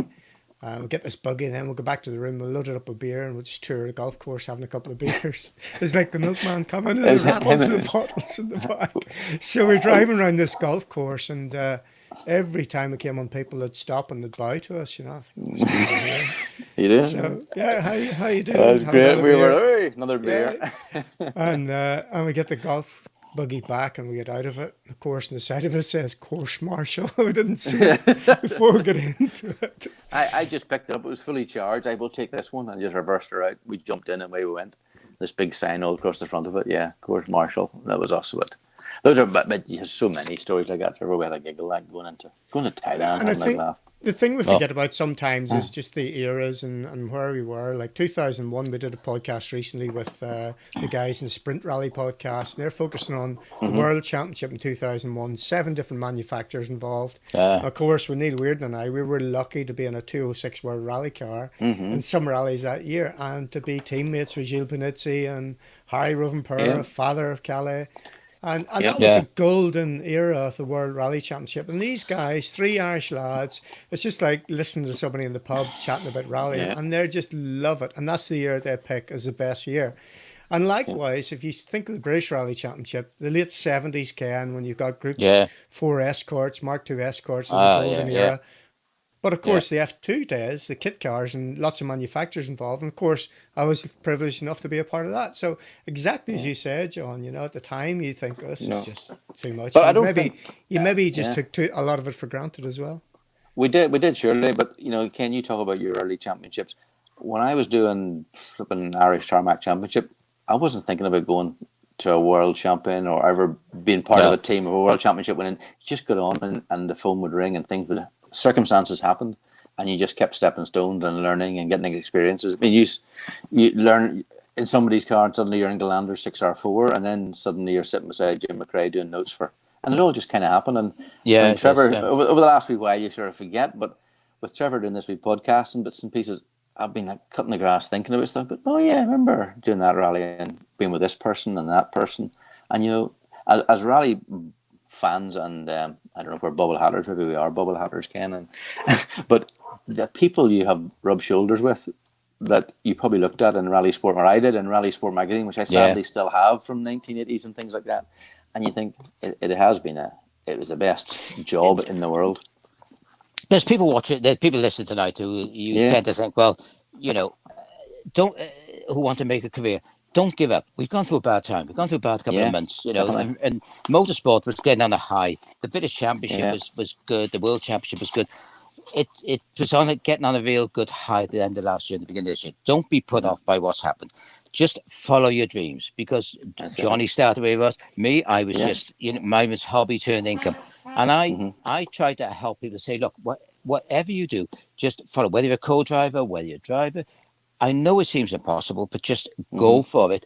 Do your best. Join clubs. And I'm trying to look after a young Welsh driver now called James Williams, who's a cracking lad. And I've seen him go up through karts and through to Formula 2s and everything. And the kid is good. And he's going into an R5 now. And I'm going to try and help him. And when you look at people like him, and I'm only associated with him. His family right behind him, everything's behind him. He hasn't got the money, he hasn't got the budget. He's working damn hard to get it, and he'll get there. And I know he'll get there because he's enthusiastic. And there's a lot of people out there, whether you're coordinating, whether you're a driver, whether you're an organizer, just the sport is going to pick up, and it's going to pick up big again. So me, I'm on the way down and out of it now, but there's so many people coming into it. I got a lot of time for, and as I say, young James, there's so many enthusiastic people there. Follow your heart, follow your dreams. Don't give up, because at some time it'll click and you'll get there. And if you don't, you've had a good time along the line doing it. Just join your club, join in with people, do it for nothing if you got to in the beginning, but you'll get there. You'll get there. Definitely. Trevor, you've been Johnny. You've lived the dream. We've all lived, and we don't want to. I'm not sitting here going on. I've done what people would idolize to do. Just one event, as I was saying to Johnny earlier. We've done it. We've done it event after event, not in dozens, but in hundreds. And we've worked with all these great people. But we're just down to earth people. At the end of the day, we've just been lucky to be in the sport. We just like our rallying. Like the sport, And you're still doing it, Mr. Rees. So just explain to us where you are, what you're doing. I've been since 2012. I worked with DMAC quite a bit, and then I went off to, and in fact, I was working with Oitanic back in 13 and 14 on the DMAC team. The last time I worked with Oit, he was on a bed in Australia after a big accident. But then I went off to America doing world or global rallycross with Subaru America. Had a couple of years there, which was very good, and also working a bit with David Higgins on the American Championship. Then I had the call from Derek Dauncey, who looks after Ken Block, to say, look, I'd like you to work with me. We started in a World Rallycross team with Hoonigan Racing, and we want to win the championship. And that was a super deal. So I got involved in World Rallycross for a couple of years with Ken, but unfortunately Ford Performance pulled the plug on that. But that is a sport that is definitely going in the right direction. They've had a bit of a hiccups over electric and everything, but they are now going to be into electric this year and next year restarting. So I'm still involved. I haven't given up, and I still like to get into a bit of WRC, although it's changing now in many ways, and the manufacturers aren't there. But I've just been lucky. I've been in the right place at the right time, like a lot of youngsters need to be. And I'm still going off now in a couple of weeks' time, off to Sweden and off to Finland on World Rallycross. And I'll keep going because I feel that I've still got a lot to put into the sport in knowledge. It's that little black book you carry that's got all the contacts and all the thing. And if somebody gets us thinking, I know somebody to get us out of this, or I know somebody who can bubble that from or something. So I think it's the contacts you make over the world, which gets back, Trevor, to what you said earlier. What do you need to do? You need to make your contacts. You need to look after people. You need to stay friends with them. And everybody who does you a favor, you put on your Christmas card list, because that's, at the point you don't know when. And I'm here in Germany now, just had a wonderful time with friends from a couple of years ago, purely because of the WRC years ago, Yeah. So, and we get to see the world, Ken, don't we? Which is quite, we're very blasé about that. You do get to many a time I've been at home and I remember out with a mate and I got to go at 3. He says, "Well," I told him, "I'm off to New Zealand," and he goes, "New Zealand? You're going to New Zealand? Is that now?" Yeah. Well, I got to leave at 3, I think. And most people spend 2 weeks packing, I think, and building up to it, and we're, I don't know, getting cars ready and getting things organised, and then off to New Zealand, then I'm back, but it was just what you did, and we probably came a bit blasé about airports and airplanes and gold cards. Johnny, get yourself into some light, Johnny. You're disappearing us. You're falling into darkness. And anyone who hasn't been in New Zealand Valley just got to go, because it's unbelievable. It's the best rally. Hey man, I was lucky. I did it for about 12 years, I think. I did 20 Australias and about 12 New Zealands. But gee me, you just have to see not only the enthusiasm of the people, the friendliness, and it's proper rally country. And it's like Wales. It's just sheep. Well, I was going to say Ireland. I was going to say Ireland. Ireland. It's like Ireland. It is like Ireland. But, it's mega rally. But the roads, dear me, And if you talk to Ken Block, which lucky I worked with Ken for a couple of years, if there's anywhere in the world you want to go and do a rally, it's New Zealand. So if it comes up next year, God willing, get it. If ever you want to go and see an event, if I was going to, Finland for Europe, Finland, and New Zealand for. If you win those 2 rallies, you win Finland, you win New Zealand, you hang your boots up. You're the fastest bloke out there. And I remember South Island somewhere it was, and Paul House up in the helicopter, and it was Gronholm and Petter having a ding dong battle, and Paul comes down and says, "It's like blooming touring cars you're watching. They are just boom, boom, boom. They're just going from corner to apex and that." And Petter lost his power steering, remember, for one of the long stages, and he came into that service area and his arms were just shaking, and they were working at his arms. Obviously, we sorted the power steering out and got the racks and all done, but I remember his arms were just pumping and almost bleeding. You know, it was like proper hard, man. But that's the passion. Like, it's just awesome. The last New Zealand with Petty was 9 seconds down going to the last stage behind Latvala, and we were second behind Latvala, and he was 9 down, and he went for it. He absolutely went for it on that last stage, and unfortunately, he went off, hit the telegraph pole, and took the whole thing down, and that was him stopped. And you know, on the next bloody bend, Latvala put it off. Not a long time, but he went off about 30 seconds. And if Petter just kept it on, we'd have won that rally, you know. And that's one of the that Johnny, you'll remember Argentina. Before proper communications, there was Tommy Mackinnon and Kai were in one of our cars, and Marcus Grenholm was beating us, and we were second. And Tommy absolutely went balls out on the next stage in the first one in the morning. But we spotted the discrepancy. Being like everybody, we spotted an engineer going in Parc Ferme into Marcus's car. Yeah. So we took a photograph, and we got in touch with the steward straight away and said, "Oh, hold on, a bit of illegal service here. There's an engineer in the car at Parc Ferme." So because they didn't make their mind up quick, Tommy and Kai had to go out bloody quick on that last stage. The last stage, they were absolutely going for it, and he put it off big style. That's the big one time, you remember. Went over and over, and Kai went to hospital and everything. And you know what? Marcus started that event, and the organizer excluded him for illegal service of Parc Ferme. And you look at those things, and damn, if only you could. We never had communication at that point. We never had the ability to text somebody and say, "Whoa, back off, we've got it." Yeah, you know. All we were saying to Tommy was, "Go. Just go," and he went for it. only Tommy would go, And if only we could have got that message to him, which we never had communication. You know, back off, Marcus out. Boom, we had the event. Well, like those splits we talked about earlier, that changed a lot when you could send a split. But then you were just constantly flat out. You could hardly stop for a cup of tea because you couldn't leave your screen. And as soon as the car started, it was just watching. Just split, send a split. You're one up. You're two down. You're one up. Yeah, you're sending them every 10 seconds because as soon as the next car comes in, you're watching probably 5 cars. And as soon as theirs come in, and when you look, everybody's on 2 minutes, you're sending them as soon as the splits come in. But they were great times. Splits, I was mega. But I remember coming, I don't know what the rally was.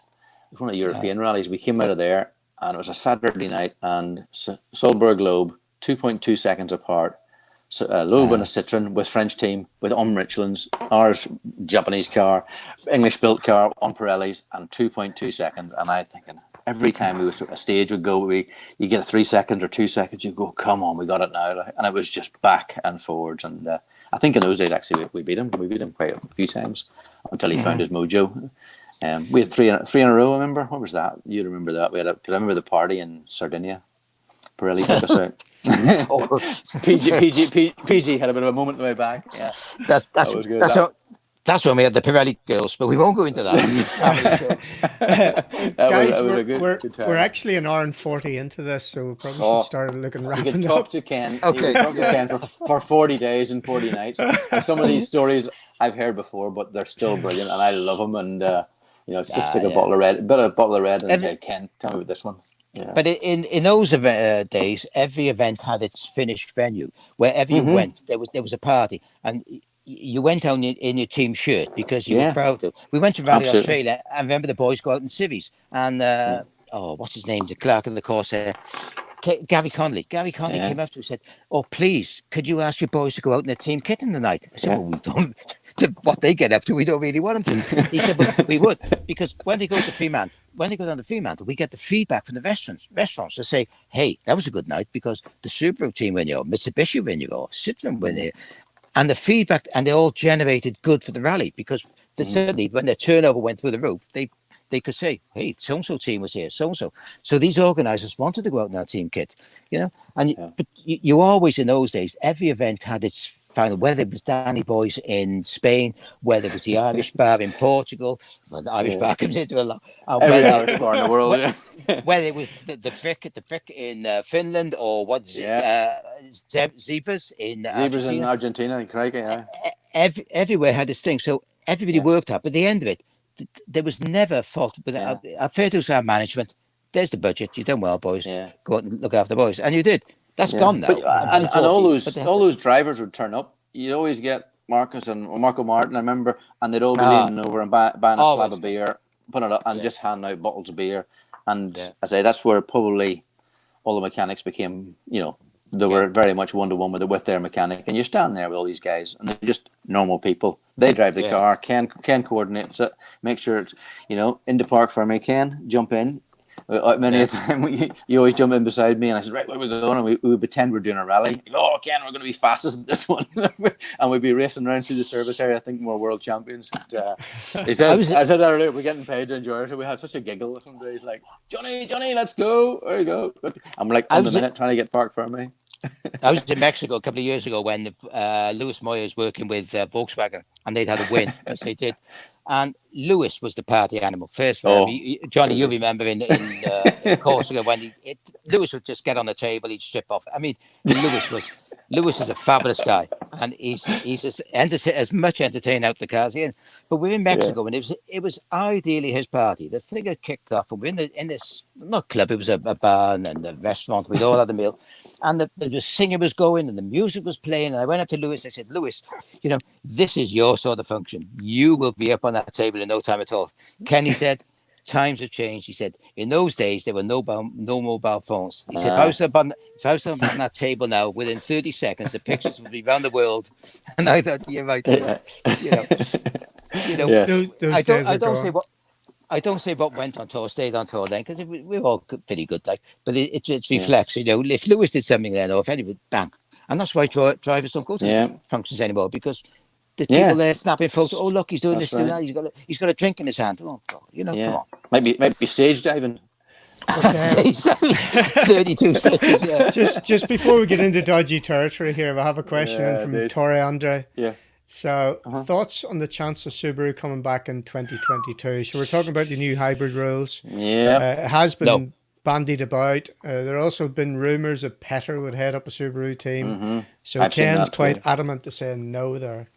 Ken. Your phone may ring now, Ken. You'll be going, oh, bollocks, I'm doing. I just shot myself in the foot. No. Yeah, exactly. No, I don't think they come back to full electric. Not hybrid, I think full electric. Yeah, full electric.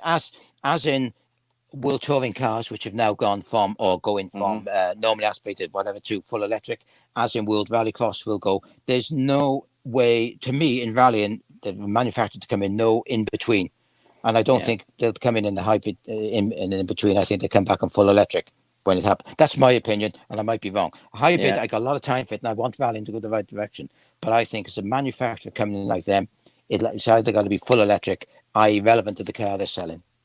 Yeah. Do you think electric rallying will be coming in, when? 23. Obviously, it works. It's got Rallycross would work really well. I think it has to go. It has to come in fairly quick because World Touring cars are going that way. World Rallycross are going that way, and if World Rally, and a lot of people will probably blast me out of this. If Rally wants to keep up with the right time, they have to get on that boat now, and they have to go hybrid very quickly with the idea of going electric quick. How we do it, or how, I don't know. Yeah, but I think while we've only got 3 manufacturers or 2.5 in it, the only way we're going to get more is if we're talking full electric. Yeah, but don't get it wrong. Those cars will be mega. The electric cars out at the minute. I've been in a couple, and they are bloody impressive. The sound isn't there. You're not on the limiter jumping the same way as you watched today, but the speed will come. Like, and it'll still be the same speed, which is unbelievable at the minute. Yeah, I mean, you think of our cars, Ken, way back in 2003. We thought they were mega. You look at the cars now. I mean, I was at Wheels with you and Petter in there last year. I remember, I think it was Elvin jacking the front of the car up. And I just couldn't believe the length of the damper. I went on and on about it to friends at Toyota and stuff, and now they were changing the car in service. And I was standing with Kai late at night with Pierre, and the damper's like a mortar. And it's just so much travel. The cars are. We have to work with manufacturers. The championship needs manufacturers. You have to look. Most manufacturers' budgets come from the PR departments. like it or not. The PR department's govern where the money goes. And if you look where PR are advertising on television, they're not advertising the petrol cars, they're advertising electric. Yeah. So until the PR have a bandwagon they can jump on, we that's the way we've got to go. So we've got to go with what they want. And I'm sure if you sit in plenty of these board meetings, they are governed by authorities saying, when it's electric, we'll come on board. You got to sell it. I mean, we rally for fun. We love it for fun. Manufacturers do sell cars. And what cars are selling? So that's my opinion, Trevor. But there's two things I think, Ken. First off, I'm exactly in the same page as you as regards electric. Hybrid isn't. It's a stopgap really between combustion and full electric cars. Car manufacturers, you only need to see the manufacturers piling into Formula E, and they've done that for a long time now. And as you say, with saloon cars, it's going to be the same thing. What a lot of people forget about is, of course, that we signed up to the Paris Agreement, 198 different states, and part of that is the reduction in CO2 in automotives and cars. So the same has to happen. So manufacturers are governed by the amount of CO2 they can produce as an average across the car park in Europe. So that average has got to be 95 grams or less. And of course, only electric cars are going to be able to do that in the longer term. So that's one thing. The second thing, which is the challenge for the World Championship organisers, is they've got two manufacturers who are spending a lot of money there at the minute. So they don't want to, they need to placate those two manufacturers, but equally they need to be able to attract others in to an affordable championship.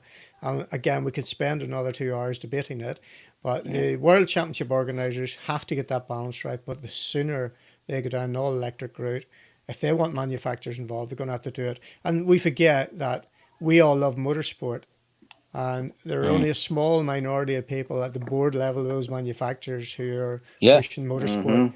They've golf court, golf competitions, skiing, whatever else it may be. And of course, it's a little bit different now, the way they market the brand. It's not about events and cars and television and billboards.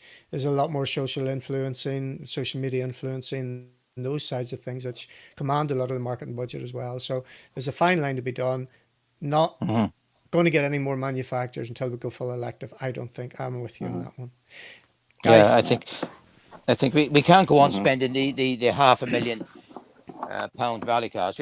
Just chat with George Donaldson lately, who says come back to R5s, etc. That's a good way of thinking. In some ways, to limit budgets until we can go into electric. You can't keep spending £500,000 or tens of millions on development of a car that's not going to be viable in a year or 2 years' time. So, but as you say, we could spend another hour on that. But that's my outside opinion. But hey, good night, good chat. Ken, tell us about your living arrangements at the minute and this brand new bus that you've got. It looks. I'm fully German. I'm in my Heimer motorhome, which I took possession of 2 weeks ago, which is a lovely vehicle. And I brought it over to Germany for a couple of weeks, a bit of a shakedown, to try it out. And I've worked very hard the last few years, and I put some money away. And I always wanted a motorhome around Europe to go to the places to see the people that you pop in on rallies. I went to Greece and I've come here and I want to go and see the people, on rally, and you pop in, you go down the airstrip, you go to the hotel, you go home. There's some fabulous people out there, and it's nice to go back and see them and see the countries. And I still need to work a bit to keep it on the road. But that's my plan at the moment, to travel around Europe a bit in this nice vehicle and still get involved in a bit of work and keep up with friends, because all my social friends, 95% of them, are within the motorsport, and I'd still love to see them. And if you're out there, hi, be seeing you soon. And including Johnny McLean. You park in the field. You can park in the field beside me to just turn up. No problem. No problem. John, here's a quick question. I'll go back to you in a second, Ken, just to say goodbye. So, who's your top Irish Subaru driver? That's from Trevor Lowry. Now or then. Way back then, top Subaru driver. My goodness. Ooh, Nesbitt. Nesbitt was probably the most successful, I think, in the top of my head. Kenny McKinstry for loyalty. Kenny is my my hero. Kenny is a legend, a bit like Ken actually. Kenny is didn't always have the biggest budget, but somehow he always seems to have cars out. He doesn't own a massive company with millions of pounds. He just gets every penny he can get off Maggie, I think, and spends it on rallying. And he's a bit like you, Ken. Nice actually, two of you in a car would be excellent. And and I think I always say, if you give Kenny a ring now and just say, "There's a car here. Do you want to come drive it?" And he go, "Yep, I'll be there." Yeah. You know, and a bit like yourself, Ken. I think it's the same idea. I would probably say Kenny because there's so many. You know, you can go through all of them, but there's as a long live of Kenny is quite impressive. I mean, there's so many people. I mean, we had I looked after James Leckie in an X-Fisher Legacy. Which was a supercar, and worked with Birdie in '98, I think it was, a pro drive car, and they're all legends. I think Nesbitt probably did a lot of it, but Kenny's he's still there now. Like, he's unbelievable, and that's another bloke you could have on actually. He's McGurk. I thought McGurk was in somewhere. I don't know where he is, Donegal or something. No, he's not. He was driving around Knockalla today in a dodgy A6. He says 3 oil bluffers. You're right. Well, it could be 4, Robbie, if you were here. But your Robbie story. Aye, Robbie, there's our boy a Subaru. He went hard. He drives a bushwhacker. There's another bloke who goes very hard in a Subaru.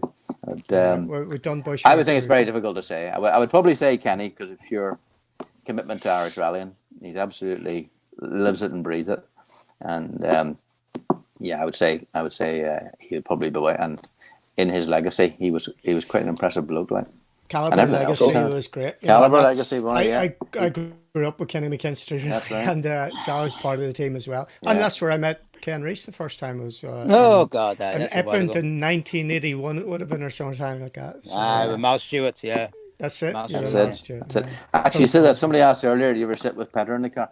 I sat with Kenny one morning, on a Friday morning. I was down doing something from my workshop down to his, borrowing or whatever. I think it was Mickey Farrell's car was there.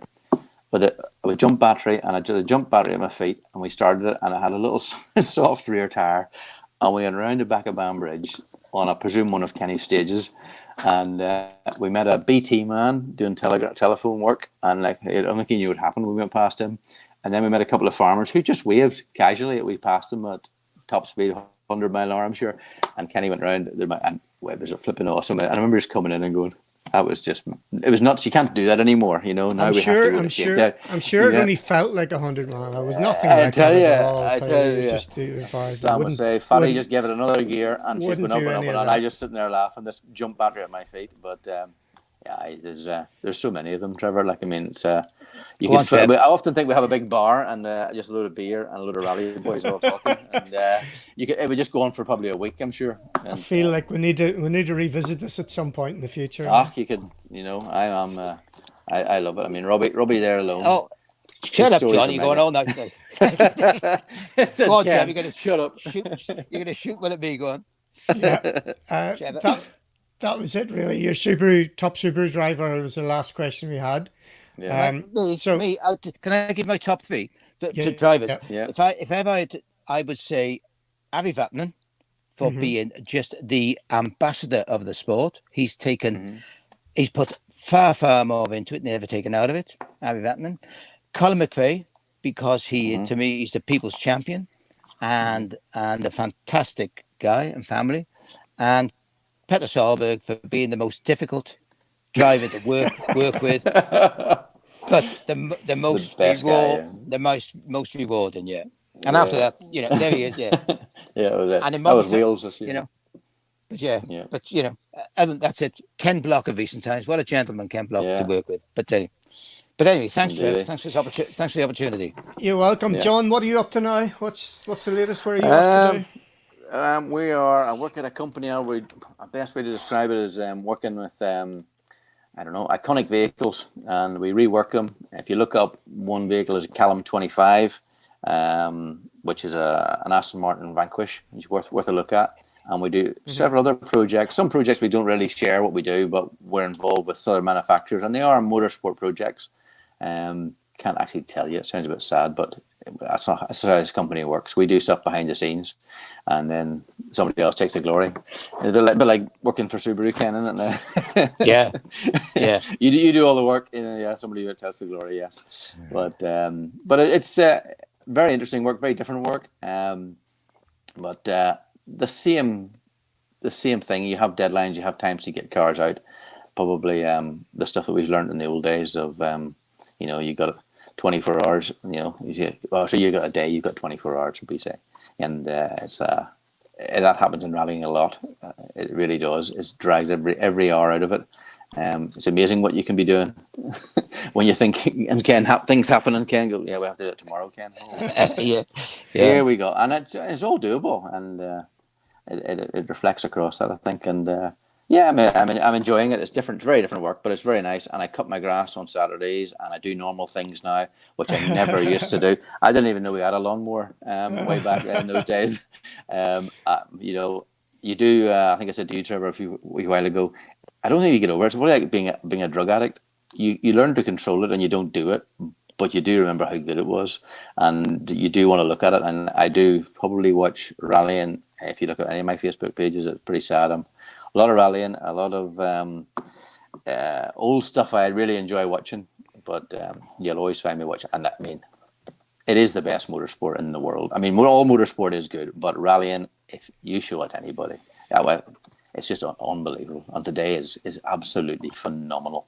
The pace, I think, it's undescribable. As Ken said, you have to get in a car and sit in it to experience it, because the speed is phenomenal. We need to wrap up because it's been going on forever. If you haven't listened to the podcast, that's where you'll find it, stagebystage.com/blog. This is a little sample of what you'll hear. That's what we're getting up in the morning for. That's what we're going to bed at night thinking about it. We're going to win the World Championship. As it was, we won the World Championship with 1 point. It's a very big sign of never giving up. 1 point means being a world champion. Not having that 1 point, you're second, and nobody remembers how you were at all. I expect to see the gearbox on the floor in 2.5, 3 minutes. I got a text message from Phil, actually. He said, rear damper leaking, sump guard bent.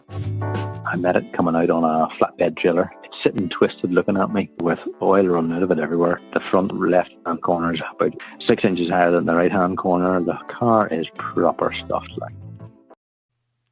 That's it, folks. Hey, Ken, remember those days? Ken, find me a workshop. I got a little place in a Jacksio, guy I know. Oh, man. It was, let's go. And that's that was the start of it. 5 year workshop, 6,000 euros later. I thought it was. I remember you telling me that. The proper 6,000 euros. Worth every penny. We won the event, still. It was, and won the championship. Yeah, indeed. Exactly. Guys, exactly on that note, thanks very much for all your time tonight. 2 hours, we're nearly there, 4 minutes. Incredible. Take care. Cheers. Ken, thanks, man. Thanks, Johnny. Thanks, Trev. Cheers, Trevor. Bye.